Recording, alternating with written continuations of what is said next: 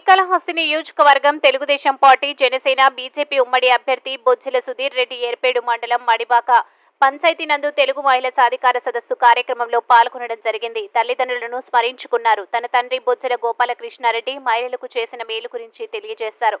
Telugu Desam party హయాంలో వచ్చిన కంపెనీలో చాలా మంది ఉద్యోగాలు చేస్తున్నారని తెలియజేశారు. ఈసారి వైసీపీ ప్రభుత్వం వస్తే ఒంట్లో బంగారం తీసుకెళ్లినప్పుడు ఆశ్చర్యపోవాల్సిన అవసరం లేదని మండిపడ్డారు. బీజేపీ జనసేన నాయకులు కూడా మనవాళ్లే అని తెలియజేశారు. ఈ కార్యక్రమంలో తెలుగుదేశం పార్టీ నాయకులు, జనసేన బీజేపీ నాయకులు, కార్యకర్తలు, మహిళలు, ప్రజలు పాల్గొన్నారు. వచ్చే కాలంలో ఓటేసి గెలిపించి మన అందరి భవిష్యత్తుని మనం కాపాడుకోవాలి. ధన్యవాదాలు.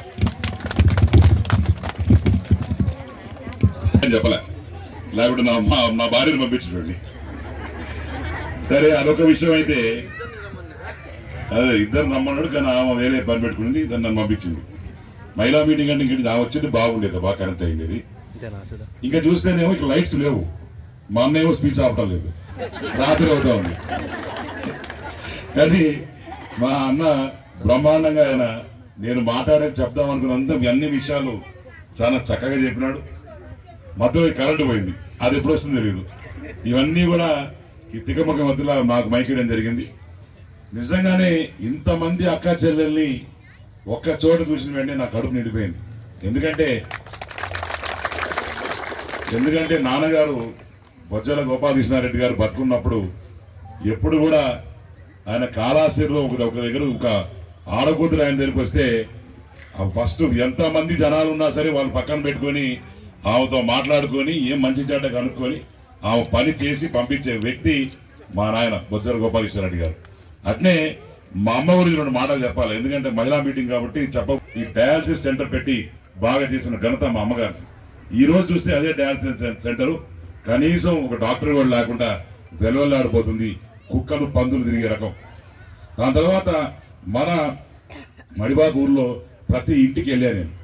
ప్రతి ఇంటికి వెళ్ళినప్పుడు, ప్రతి ఇంట్లో ఓటు అడిగినప్పుడు నేను ఒకటే ఊహించుకున్నా, ఈ ఇంట్లో నేను పుట్టుంటే నా పరిస్థితి ఏందా అని. చాలా మంది కష్టాల్లో ఉన్నారు తల్లి, నేను చూశాను. ఎందుకంటే ఆ కష్టం ఎవరికి రాకూడదు. ఎందుకంటే పిల్లల్ని చదివించుకున్నారు, బాగా ఎట్టవడి చేసి వాళ్ళు మమ్మల్ని చూసుకుంటారని చెప్పి నమ్మకంతో మీరందరూ కూడా మీ తిండి కూడా 3 పూట తినకుండా కష్టపడి మీ పిల్లల్ని చదివించున్నారు. కానీ ఈరోజు ఎన్నో ఫ్యాక్టరీలు వచ్చినాయి. ఆ ఫ్యాక్టరీలో చూస్తే ఇలాంటి రాబందులు ఈరోజు మధుసూదన్ రెడ్డి లాంటి మనుషులు చేరి అక్కడి నుంచి డబ్బులు వాళ్ళు ఏటీఎం లాగా ఎవరన్నా అక్కడే మా అన్న లోకేష్ అన్న ముగ్గురు కలిసి మంచి ఆలోచనతో ఆ రోజు నాటిన మొక్కలే ఈ రోజు ఇంత పెద్ద వృక్షాలైనాయి. అవునా కదమ్మా?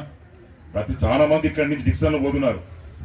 అక్కడే లావా కావచ్చు, మైక్రోమాక్స్ కావచ్చు, చాలా ఉన్నాయి కంపెనీస్. ఇవన్నీ చోట చాలా మంది మన ఆడకూతుర్లు కూడా అక్కడ పోయి పనిచేస్తూ ఉంటారు. ప్యాకేజింగ్ యూనిట్లో పనిచేస్తున్నారు, అనేక సెక్షన్లో పనిచేస్తున్నారు, హెచ్ఆర్గా పనిచేస్తున్నారు. సో వీళ్ళందరికీ కూడా నేను ఒకటే చెప్పదలుచుకున్నా, ఈ రోజు మీరు 3 ముద్దలు తింటున్నారంటే, కొద్దిగా మీ బతుకులు బాగుపడి హాయిగా ఉన్నారంటే అది చంద్రబాబు నాయుడు గారి దయ, చంద్రబాబు నాయుడు గారి దయ, చంద్రబాబు నాయుడు గారి దయ. ఇంకొక మాట చెప్తున్నానమ్మా, మొదటిగా డ్వాక్రా సంఘాలు పెట్టింది ఆ రోజు చంద్రబాబు నాయుడు గారు, వాళ్ళ ఆలోచన. తర్వాత ఫస్ట్ స్టేట్ లో డ్వాక్రా మినిస్టర్ గా పనిచేసింది మీ గోపాలన్న. ఆ రోజు ఆలోచన ఈ రోజు ఇంత పెద్ద సునామీగా మారి ఎక్కడైనా సరే ఆ రోజు మీకు గుర్తుండొచ్చు, పేద పాతకాలంలో మీరందరూ పోయినప్పుడు కనీసం కుర్చీ వేసి పని చేయాలన్నా మీరే, తిండి పెట్టాలన్నా మీరే, కడుపు మార్చాలన్నా మీరే. ఒకవేళ మొగుడు మీరు ప్రేమ వస్తే ఆ రోజు బాగా చికెన్ పులుసు చేసి పెడతారు, లేకుంటే ఏదో 2 రోజులు వంకాయ కూరలు పడేస్తారు. అది మీకు తెలిసిందే. కాబట్టి మీతో మాత్రం చాలా జాగ్రత్తగా ఉండాలా. ఎందుకంటే అప్పుడప్పుడు నా పిల్లలు కూడా అట్టడే ఉన్నాను, చివార్లు పెట్టుకుంటారు. కానీ ఒకటి మాత్రం, ఇల్లు బాగా చేయాలన్నా మీ చేతిలోనే ఉంది, ఇల్లును నాశనం చేసుకోవాలన్నా మీ చేతిలోనే ఉంటుంది తల్లి. కాబట్టి ఇవన్నీ కూడా ఆలోచన చేసి రేపు పొద్దున మన రాష్ట్రం బాగుపడాలన్నా, మన ఇల్లు బాగుపడాలన్నా, మన పిల్లలకి ఉద్యోగాలు రావాలన్నా, మన భవిష్యత్తు బాగుండాలన్నా ఒక చంద్రబాబు నాయుడు గారి వల్లే అది సాధ్యం అని చెప్పి తెలియజేసుకుంటున్నాం. అట్లనే ఈ పొత్తు పెట్టుకున్నాం, వాళ్ళ వల్ల కూడా మనకి ఎన్నో లాభాలు ఉన్నాయి, మన పార్టీ గట్టిపడుతుంది. చాలా మంది అనుకుంటున్నారు ఇన్ని పొత్తులు పెట్టుకుంటే ఎట్టా, చంద్రబాబు నాయుడు ఒక్కడే గెలిచిపెట్టాడు కదా, లేకుంటే ఇంకోటి కదా అని. కాదు తల్లి, ఎప్పుడు కానీ పిడికిలు బిగిస్తే అన్ని ఏళ్ళు కలిస్తేనే అది బలం. కాబట్టి చంద్రబాబు నాయుడు గారు అన్ని మంచి ఆలోచిస్తారు. అక్కడ మోడీ గారు మరి ఏ రకంగా పాలిస్తున్నారో, బ్రహ్మాండంగా ఏ రకంగా భారతదేశాన్ని ముందు తీసుకుపోతున్నారో మనందరం చూస్తూ ఉన్నాం. అట్లనే ఏ రకంగా పవన్ కళ్యాణ్ గారు ఒక త్యాగమూర్తి లాగా ఆయనకు కావాల్సిన సీట్లు తక్కువ వచ్చినా సరే, లేదు నేను జగన్మోహన్ రెడ్డి గారిని ఓడించేదే మన లక్ష్యం అనే ధ్యేయంతో ఆయన ముందుకు పోతున్నాడు. అట్నే మన నారా చంద్రబాబు నాయుడు గారు రేపు పొద్దున ఈ మళ్ళా కానీ జగన్మోహన్ రెడ్డి గారు చేతిలో ఈ రాష్ట్రం పోయిందా, ఇక్కడ శ్రీకాళహస్తి మళ్ళా మధుసూదన్ రెడ్డి చేతిలో పోయిందా, అంతే. ఇంకా ఇంటికి కొడతారు, మీ తాలిబొట్లు కూడా మీ బంగారం కూడా ఎత్తుపోయే పరిస్థితి. నిజంగానే చాలా దారుణమైన పరిస్థితిలో మనం ఉన్నాం.